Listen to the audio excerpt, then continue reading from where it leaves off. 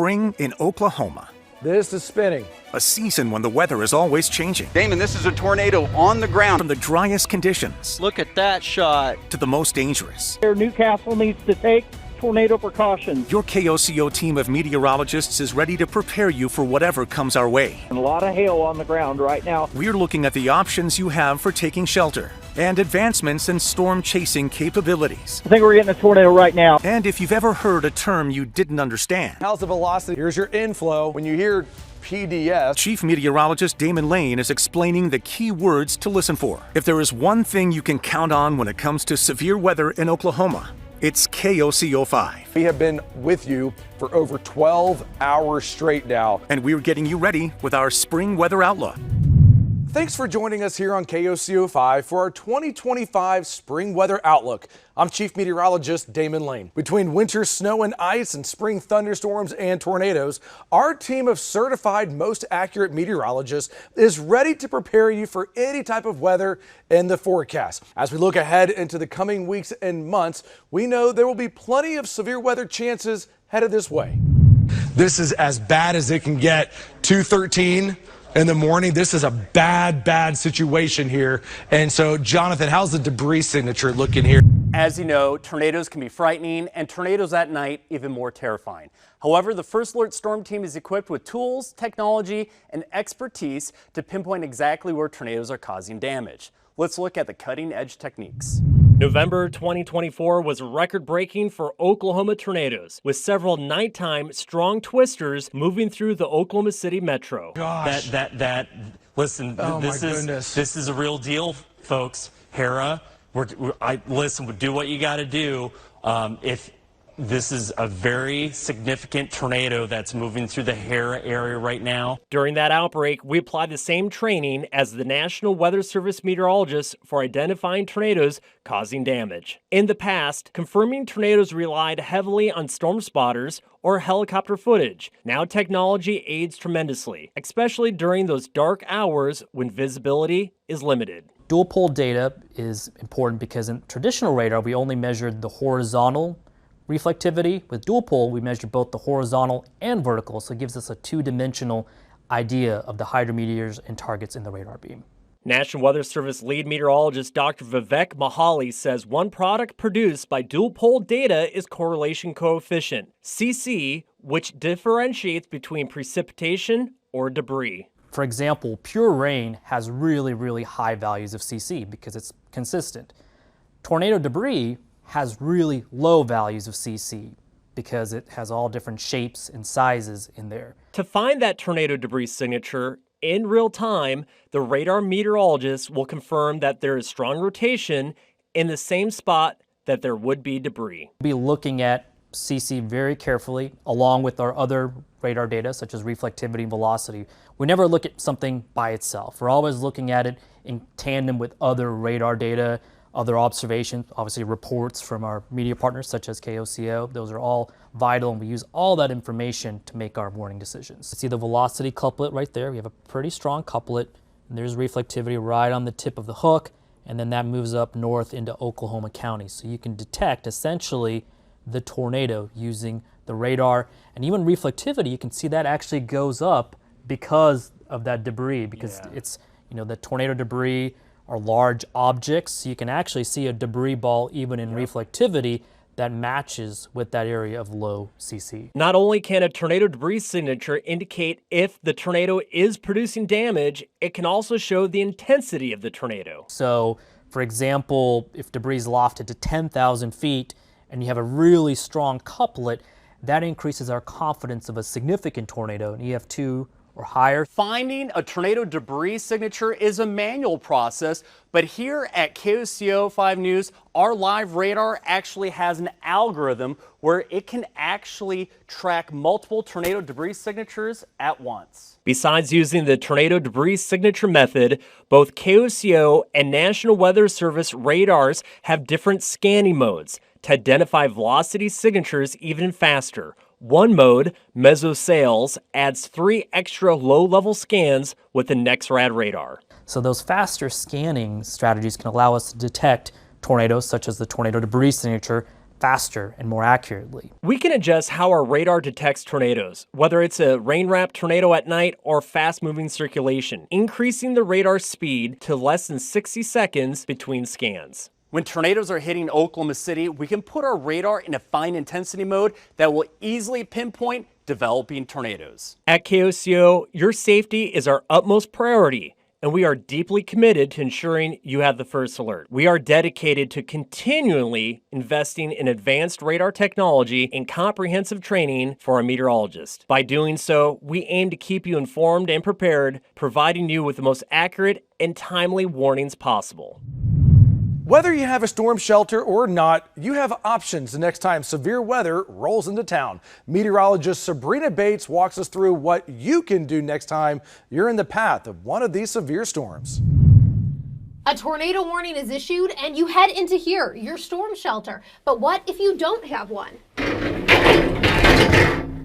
I talked with local experts about how to come up with your sheltering plan before the next storm hits. The last thing we want is for people to feel helpless. Give yourself the most protection possible from a tornado. The best way to do that is to have a plan on where to take shelter long before severe weather strikes. Most people in tornadoes that are killed or injured, it's because of flying and falling debris. I met with Rick Smith, warning coordination meteorologist at the National Weather Service in Norman. Think about, I need to put barriers between me and the wind. To break down what you need to know when making a decision on where to take shelter. What you need to do is find a spot in your house that gives you as many walls as you can possibly get between where you are and the outside. People often have a plan to head into their shelter, or a neighbor's or a friend's, but that's not an option for everyone. We walked through different scenarios that people might be in to help you create a plan, starting with a well-built house. Find a good location rather than focusing on the exact room. People have been conditioned to get in a bathroom, get in a closet, get in a hallway. Well, it depends on where your bathroom is. If you've got a bathroom on the corner of the house with a skylight or windows, that's not a good shelter. The room could be a kitchen pantry, a bathroom, a bedroom closet, or a hallway. So look in your house. You've got light fixtures, you've got ceiling fans. What's in your attic? It's very likely that if the roof gets ripped off, God forbid, and things fall on you, that's what you're trying to protect yourself from. Got some damage here to the roofs of this apartment complex. Now, what about apartments? A big question asked each severe weather season. There's not an easy answer for that. Check with your apartment office. See if they have a laundry room or fitness facility in the complex that can serve as a better shelter. Don't wait until the sirens are going off to start thinking about it. The floor you take shelter on can make a difference. So if you're on the first floor of a 3-story apartment building, you're probably going to be okay in the majority of tornadoes just getting as far away from the outside walls, windows as you can. Let's say you're on the 3rd floor. Your first floor neighbor is not really willing to let you come shelter with them for whatever reason, but maybe your 2nd floor neighbor is. Being on the 2nd floor is better than being on the 3rd floor. If you are in either scenario, a house or an apartment, you want to cover yourself, not with a blanket or sheet, but with couch cushions, sleeping bags, and even wear a helmet. Taking simple steps and having a plan can work. You just have to be in the right shelter area. Sometimes that's not going to work out, but the vast majority of the time, 80% of the tornadoes that we see here in Oklahoma never get to the strength where they're going to completely destroy your house. Your chances go up, even by just moving away from outside walls and windows. The probability of surviving a tornado if you don't have a storm shelter, I think, is much, much higher than people think. In these situations, it's better to shelter in place, but that's not the case for everywhere. If you're in a mobile home, you may need to go somewhere else, but you have to do that way before the warning is issued. Manufactured homes are one place that is not safe in any tornado. And in fact, last year in Oklahoma, most of the fatalities that we saw were people in mobile homes, sadly. Even if you're in a closet, a bathroom, an interior hallway, there is no safe place in a mobile home. If you are faced with a situation where your home is not a good shelter, instead, you could look for a community shelter to add to your plan. A lot of communities don't have them, so I think it's very important to research that in advance. And that's what I did. We headed to the Newcastle Community Shelter. It's been around since 2005 and sheltered over 1,000 people in the 2011 tornado that struck Newcastle. The 2011 tornado, we actually clocked winds on our weather station here at 184 miles an hour. No structural damage whatsoever to the structure. 20 years ago, Newcastle received a FEMA grant for a shelter to be built for the elementary school next door and for the community when kids are not in class. Again, it was after the 99 tornado, and at that time, I believe there was maybe 5,000 residents, and we noticed that not a whole lot of them had storm shelters. And so that's when the city leaders started looking into FEMA grants. Newcastle's emergency manager, Donnie Sullins, showed me the building and the rules that come along with it. When the green light is on, we have one here on the north side and one on the east side. The shelter's open, red light, we're at capacity. On severe weather days, Sullins will be at the shelter hours ahead of time. Our policy is if there is a tornado warning within 30 miles, we open it up to the public. It's bolted shut when the tornado is within 5 miles of the shelter's location. If there is a tornado warned storm in Newcastle, we're not going to open the shelter because we don't want people driving in the storm. The shelter has a capacity of 1,094 people, and in the past, they often reach the limit. Recently, they're seeing closer to 200 to 300 people come to the shelter. We've seen a decrease, and I think because of that is we've been very fortunate for some hazard mitigation grants for the community to receive rebates on storm shelters. The shelter is rated for 250 mile-per-hour winds. Kids kind of get scared at the shelter here and, is it safe, Donnie? I'm like, yes. Our walls are 12 inches thick, so another 4 inches of reinforced steel concrete. I mean, we're not going anywhere. Not all communities have shelters either, like the city of Moore. Gayland Kitch, the emergency manager for Moore since 1991, showed me around the city's Emergency Operations Center. The activation for our storm sirens is back here. And gave me insight as to why Moore chooses not to have a community shelter. City of Moore has a resident population somewhere around 63,000 people. And 25 square miles, and a lot of traffic and a lot of congestion, which is normally always a good thing. However, during a storm, really the last place we would want people to be is in their car. People who have lived in Moore for years have been through several devastating storms and either already knew where to shelter or found out in the aftermath. There are documented evidence of people who sheltered in their home, in a closet, interior room, 1 block east of Plaza Tower School, and survived. We had other places that people took shelter that one would have thought would have been an adequate amount of protection, and we had fatalities. So it works both ways. Because of the city's history, the city does get calls from new residents asking if Moore has a community shelter and what to do since there isn't one. We've had storms that gave us very little warning. November of last year being one of them. Storm developed right over the top of us. If people would have received that warning with the storm already on us and then make a decision and get outside, they'd have been right in the middle of it.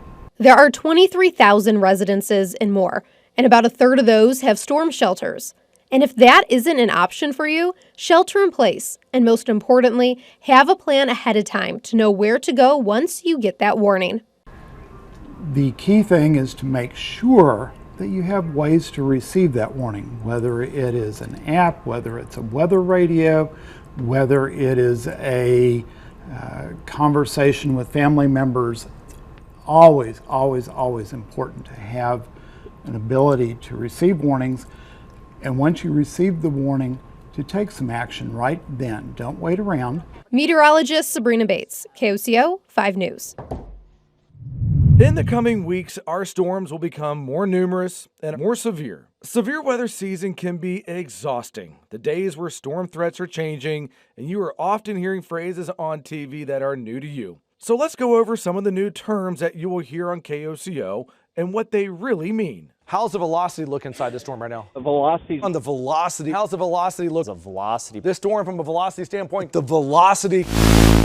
Velocity. This is not a new term to Oklahoma weather. It's actually been around for decades. But But what exactly is it? It's simply the winds inside the storm, but it's important to look at frequently because it tells where a tornado may develop. If you see red and green together like this, that's a good sign of either a tornado trying to develop or one that is already in progress. I mean, look at that inflow. Solid inflow. The inflow area is the inflow. Here's your inflow. That inflow. Inflow. You will, no doubt, hear us say this often during our weather coverage. It's quite simple. It's the winds blowing into the storm. The stronger the winds into the storm, then the risk for tornadoes increases. If the winds into the storm are weak, then the threat decreases. When you hear PDS, dangerous situation. PDS. PDS is a term that we don't like to use because of what it means. It stands for particularly dangerous situation and can be added to the front of a tornado watch. It is only used when the risk for several long-track tornadoes are there and the chance for fatalities is high. Here's your circulation. Circulation area. Circulation. Another circulation. Circulations. Circulation. Right, that circulation. This circulation. Circulations that continue.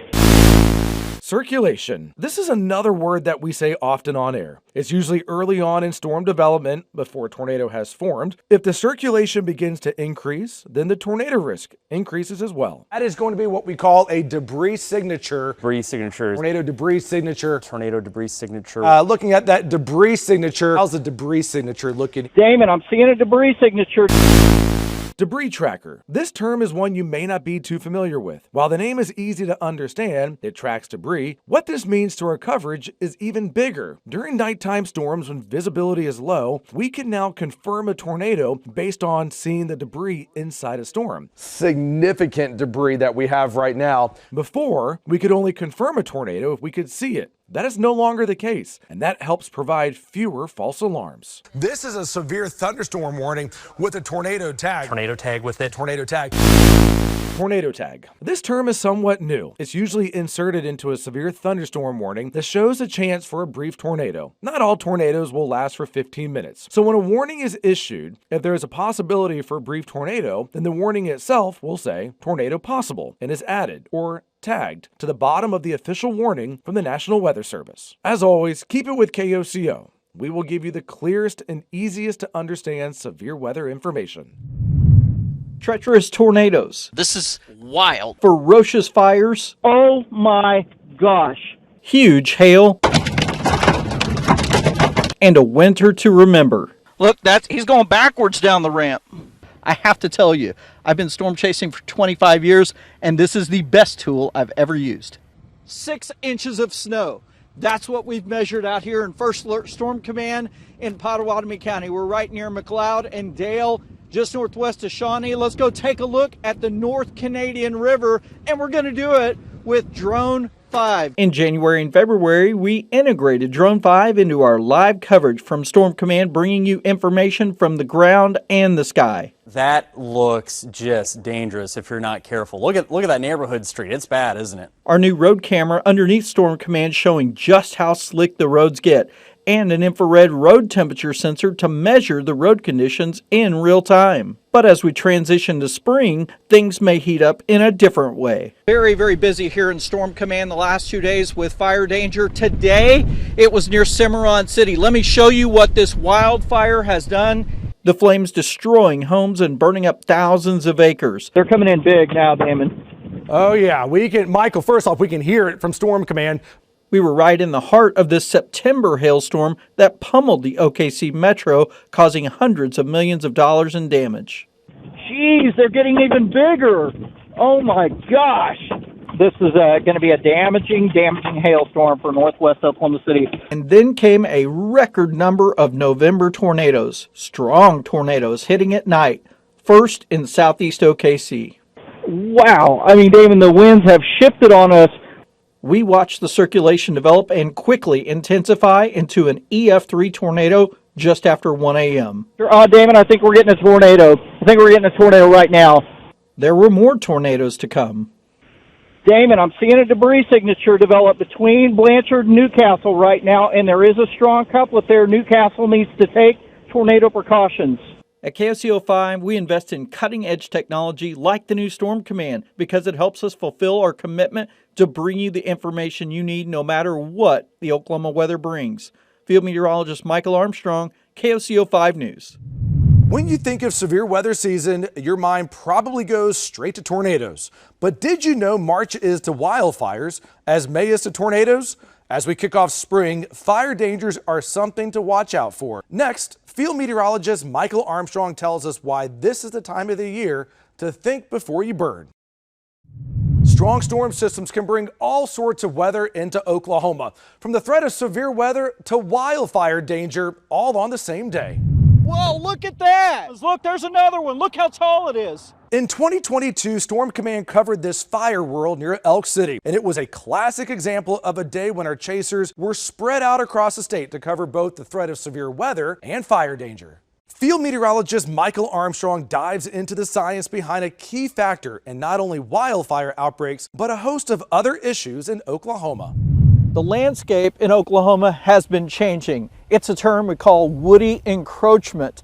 That includes eastern red cedars and a number other varieties like this right here, a honey locust, and the problem is getting worse. To give it an Oklahoma analogy, they might as well be trying to rope a tornado. That's what Drew Daly with Oklahoma Forestry Services says it's like when trying to deal with wildfires during extreme weather and increased fuels that haven't been managed. Eastern red cedar is always at the first and foremost of our concerns. It is native to this landscape, but we as a society have left it go unchecked, and it's out of balance with what its ecological role is. Laura Goodman, a rangeland extension specialist at OSU, agrees. And so we know for Oklahoma, most of the state was burning every 3 to 5 years from wildfire.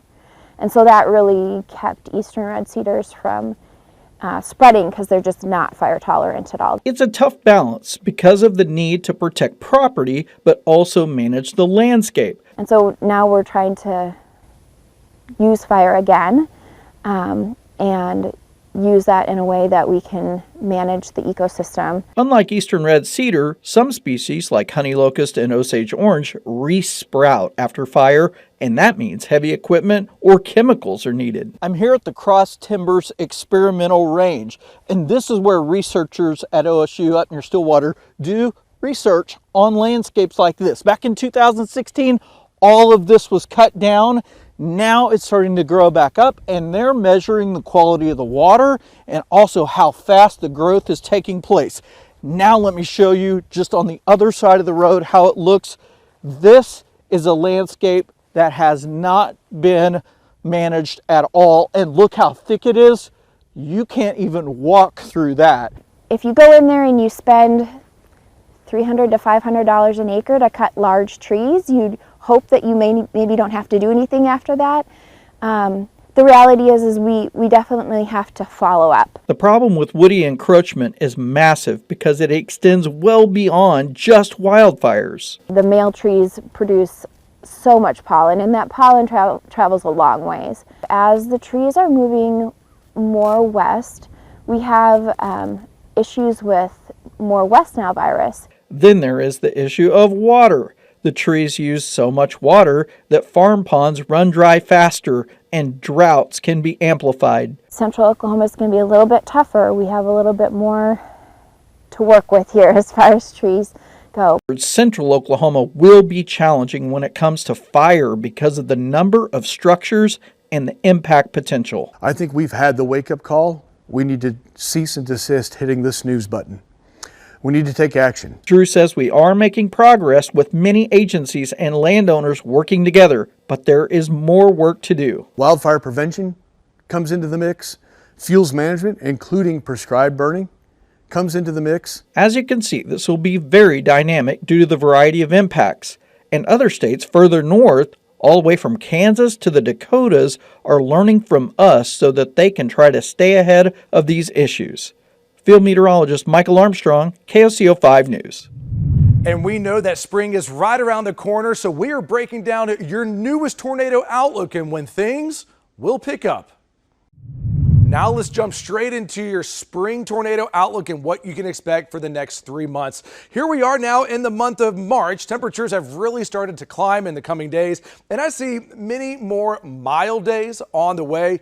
There will be cold fronts, but they are going to be brief. You know, typically March still is not a very active month for severe weather in Oklahoma. We typically only average about 4 tornadoes for the entire month across the entire state, but we've already had severe weather earlier this week, and here we are now tracking severe weather chances. Right now, the favorite spot for tornadoes for this month will be central and eastern Oklahoma, with fire danger becoming more dominant out across western Oklahoma. As we look ahead, active pattern is setting up by mid-month. We're going to see central and eastern Oklahoma the favorite spots for severe weather, tornadoes. For western Oklahoma, it will be more about the fire danger. As we go into the month of April, temperatures are going to feel great. It's a mild month, but that mild weather is going to also come in with quite a bit of severe weather chances as storm season picks up. I expect that most of Oklahoma will be pretty active in the month of April. Above average in western Oklahoma, well above average as you go east of I-35 here. So breaking down what I see in April, storm season's going to really take off, and we're going to have many more storm threats than what we're going to see in the month of March. It's going to be more numerous, and the dry line is going to set up way out to the west. What does that mean to you? This is typically the area where storms first develop, and so when they're this far west, they can take a while to march across the state, which means that we're going to be dealing with quite a few long nights of severe weather. As we go into the month of May, the temperature outlook for May doesn't look that bad. It's cooler than normal. Now, it's not very cold, but it will be cooler than normal. But it's also going to be pretty active, especially for central and western Oklahoma. This is where I expect that storms are going to be above average. It's still going to have quite a bit of severe weather as you go east of I-35, but not as active as what I see in the month of April there. So let's break down what we're seeing here for the month of May. The storm threat really begins to shift way out to the west. May is already the most active month of the entire year for severe weather, and it's certainly going to be pretty active here in May. Storms are going to last late, and I mean really late into the night, and it's all because of where the dry line will set up. Remember, the dry line is where we usually watch storms develop, and so when we're seeing storms going up from Guymon, Amarillo down to Lubbock, it's going to take a while for them to make a run into western Oklahoma, usually during the evening time, and then not coming into central Oklahoma until late at night and into the early morning hours. So this is certainly going to be a very, very active spring for us. We've already had severe weather a couple days ago. We're going to see a few more opportunities in the month of March, but then come April and come May, things are going to really become, pretty active as we typically see here in Oklahoma. Know that we'll continue to track it closely for you right here on KOCO 5. For a different view of the storms we cover, we rely on the speed and versatility of Sky 5. Combined with the experienced pilot and photojournalist, you can trust that we will have information needed to keep your family out of harm's way. KOCO 5 Sky 5 pilot Chase Rutledge shows us what covering severe weather is like from up in the air. We're talking about going out and flying for tornadoes and any kind of severe weather around the metro or within our viewing area. I'll go talk to either Damon or Jonathan or whoever is there and just kind of get a game plan of where the storms are going to develop, and then we'll head that way. All right, full throttle. Into stabilized and 100% systems are all good. And we get to there, we get to that storm, and we're able to get on it pretty quick, and we watch it, and we'll follow that thing for 100 miles if we need to. Let's go Sky 5 right now.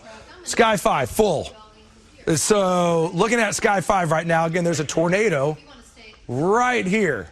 Let's come in from Sky 5. Let's go at the chase. My number one responsibility in the helicopter is the safety of the helicopter and the safety of its crew. That includes me and the camera guy in the back. It's going to be Francisco this year. And Francisco always does a great job back there. I rely on him a lot to make sure that all the news gathering equipment is working properly and we're getting a good signal back to the station for all of you folks out there. You can see one of the first funnels we've seen of the year, and it is actually getting closer and closer to the ground. We watched this thing form just in the past few seconds. You want to get the best shot possible without getting too close to the tornado. Damon, this is a tornado on the ground, and this is in that area that you've been talking about, and that's it's really important when it comes to giving a good product to the people of Oklahoma and showing them exactly what's coming their way and what could possibly be putting them in a hazardous path. That's where the rotation is. That's where the tornado is right now. Let's zoom out a little bit more, and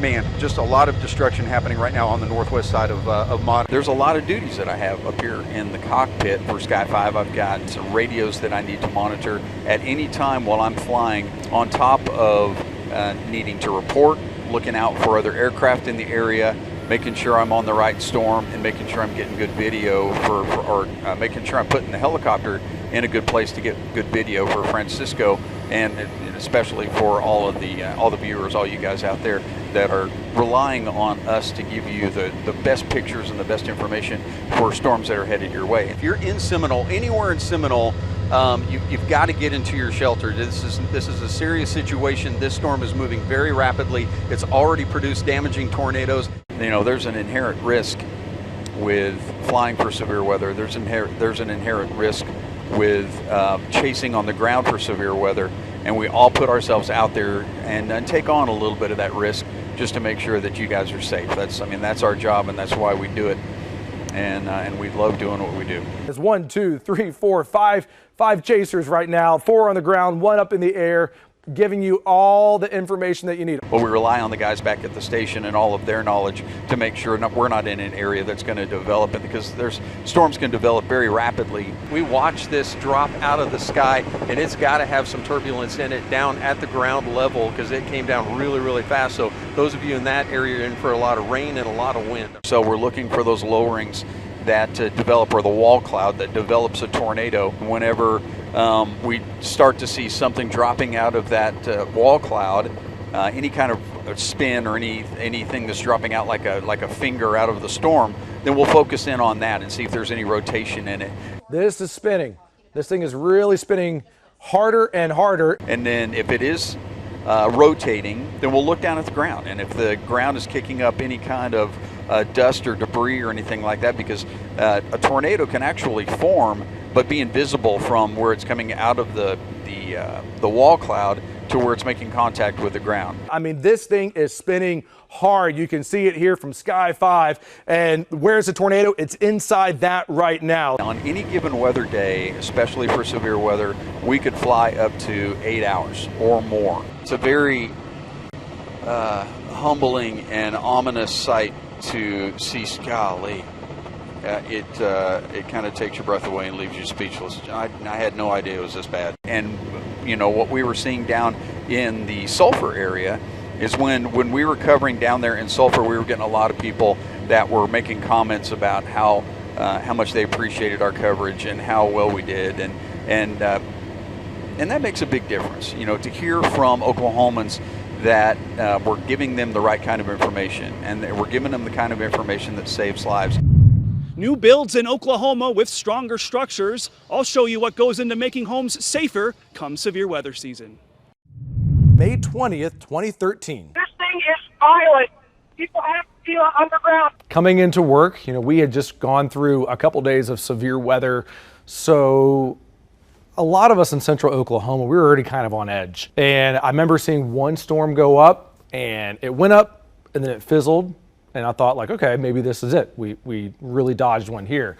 And then another storm went up shortly thereafter, and it started rotating. All right, we've got this tornado, and again, this is going to be, I'm still depicting it, just a couple miles north of Newcastle. And all of a sudden, this thing went from the smallest tornado to the biggest tornado I had ever seen. This thing is so big, David. It is so big, it really doesn't look like a tornado. And I started watching this tornado just go right through Grady County, McLean County, and then it came into Cleveland County. And right when it went into Cleveland County, the National Weather Service put out a tornado emergency. Whenever you hear the words tornado emergency, it means something really, really bad.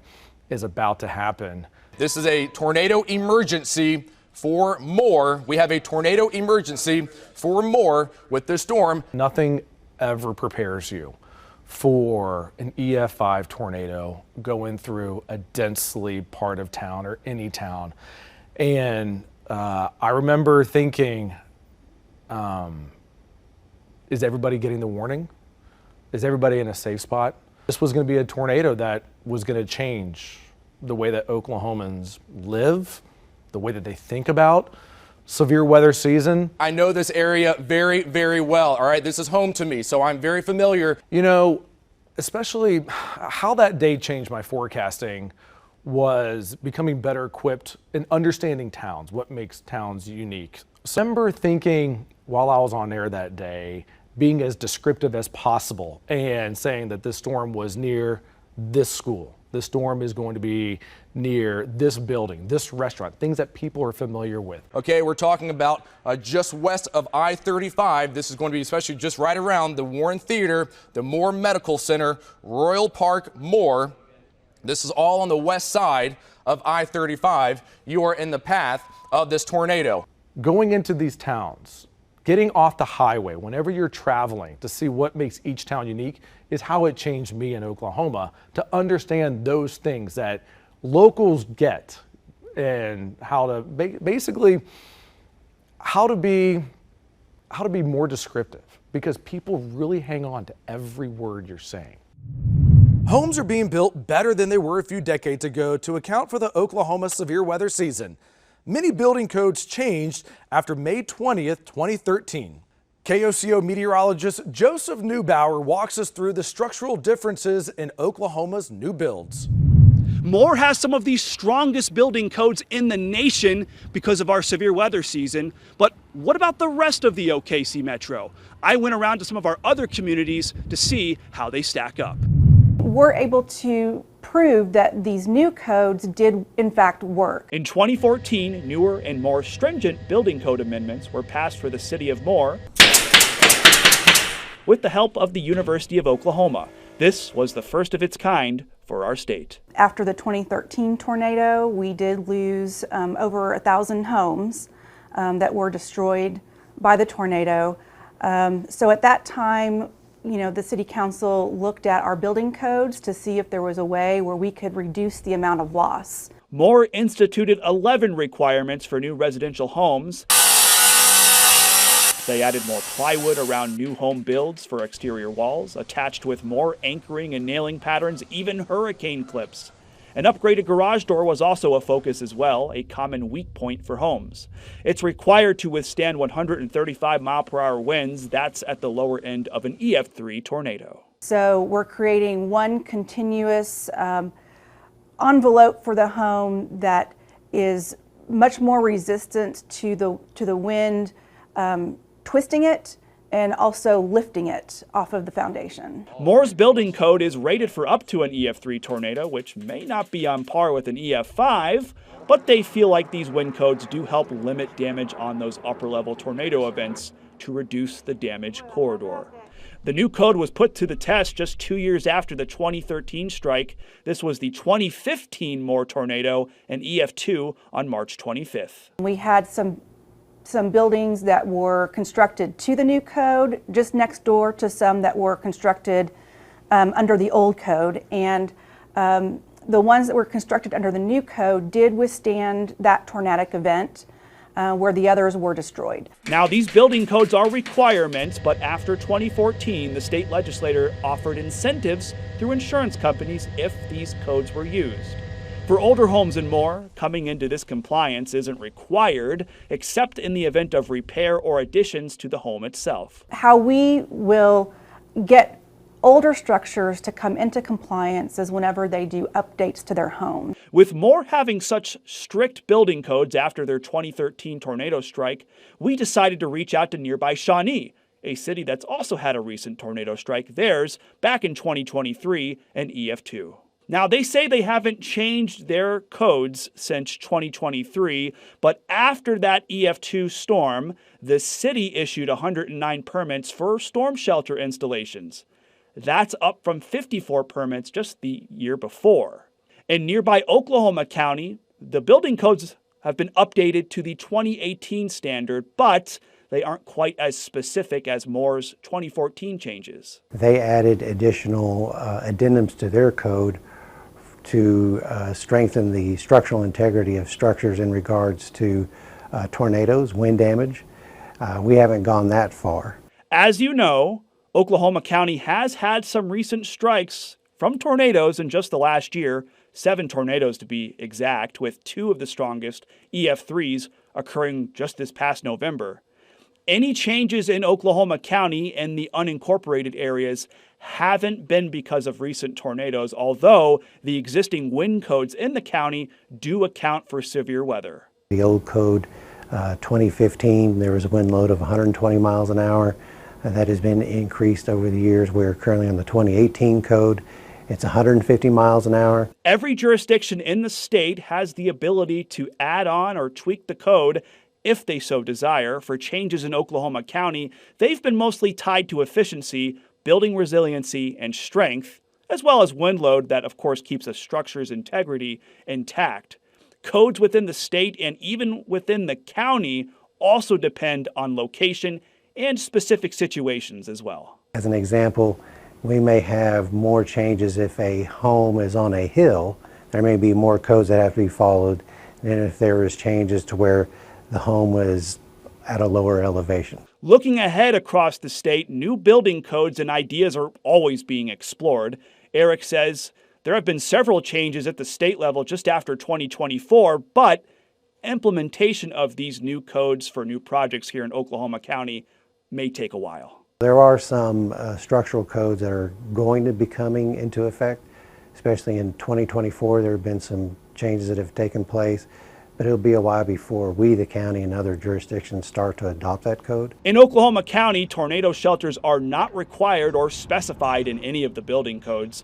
Over and more interestingly, in 2015, the Moore community passed a bond issue that actually put storm shelters in every school. Norman has also followed suit. We do encourage tornado shelters. I will say Oklahoma County, for the unincorporated areas, we do not issue building permits. And by that, Eric means that the county does not provide any type of discount for building a storm shelter on your property. You're on the hook for it. But he says there is a program put on by the state called Sooner Safe, where you can apply for a rebate on your storm shelter. This program is done once a year.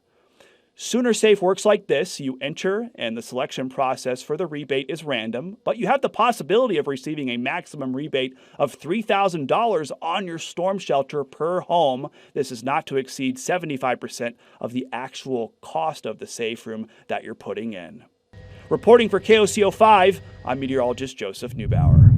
We have seen a lot of advancements in technology that help us keep you safe during severe weather. Never before have spotters brought you pictures like these. We went back into our archives to see just how much has changed.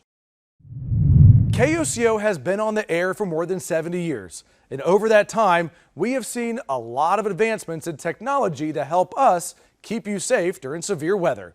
We went back into our archives to see just how much has changed. Mike, it's on the ground. He's saying, take cover now, take cover now. And I thought, there's somebody that's actually paying attention to this town, and in essence, me. If there's one thing you can count on when it comes to severe weather in Oklahoma, it's KOCO 5. Channel 5 is the only one that stayed with us. About a year after we came on the air as KGEO, the city of Blackwell was hit with a devastating F5 tornado. It was very scary. I was finishing the first grade. 23 people died that night. The mayor at the time talked about the town's long road to recovery. I don't believe there was much power in boosting the morale. I think it's like most disasters, it brings out the best of our end people. You can kind of slap them down, but you can't count them out. Early in our station's history, like after the 1955 Blackwell F5, damage was captured with still images, and in rare instances, some black and white video. With a 30% What's believed to be the first tornado captured by KOCO on black and white video was in the early 1960s, showing a tornado near Perkins. In the 1980s, KOCO broke barriers with the First Alert. That little map that you see on our television screen during severe weather was born right here at KOCO. Due to technological capabilities, visible vortex rotation, tornado on the ground. Weather events were typically recorded and shown on television in their aftermath. It's on the ground. But in 1992, KOCO made television history. It's now probably about a mile to our north. Capturing the first tornado in the world live on air. Never before have spotters brought you pictures like these. We called the technology First Pix. Basically a frame of video, and it scans it down line by line. And soon after that, KOCO became the first in OKC to capture a tornado in the dark. The only way you can see is with that night scope. Since the beginning, our technology here at KOCO has been helping us bring you the very best pictures and information. But in the 90s, forecasting the weather has gone high-tech. In 1995, we installed what was high-tech at the time, the first Doppler radar. That technology is what helped us bring you the First Alert on May 3rd, 1999. We watched the news and they said it was coming. Our technology expanded in the early 2000s with how we were getting information to you in the event of a power outage. The First Alert Storm Team will keep you posted through WeatherWarn 5. It can alert you by email, pager, or both. Just go to channeloklahoma.com, click on the weather section, then WeatherWarn 5. In February 2007, the National Weather Service made a change to how tornadoes were rated, moving from the Fujita scale to the Hans Fujita scale. From now on, tornadoes would have an EF rating. Another piece of technology we used during severe weather, Sky 5, which first launched for us in the 70s. 2013 changed a lot for us Oklahomans, including right here at KOCO 5 after one of the worst springs on record. But we looked to the future and invested in new technology. And one of our greatest assets to make that happen came in 2016 with First Alert Storm Command and our 360 cameras. This year, we also have another upgrade in technology with a new Storm Command, ready to bring you the first alert the next time severe weather strikes. You can always count on KOCO to bring you the first alert. And this year, we have another milestone in the weather department to showcase our efforts. That's next. For 13 years running, KOCO 5 News has been delivering the most accurate forecast in Oklahoma City. That's according to Weather Rate, an independent service that measures accuracy in weather forecasts across our community. And we can't thank you enough, the viewers, for trusting us to keep you safe when severe weather strikes. You can count on us, your KOCO 5 First Alert meteorologists, to be on the air and ready when a storm pops up near you this spring. From all of us here at KOCO, thank you for watching our spring weather outlook. And remember, we'll always be here for you, bringing you the first alert morning to night.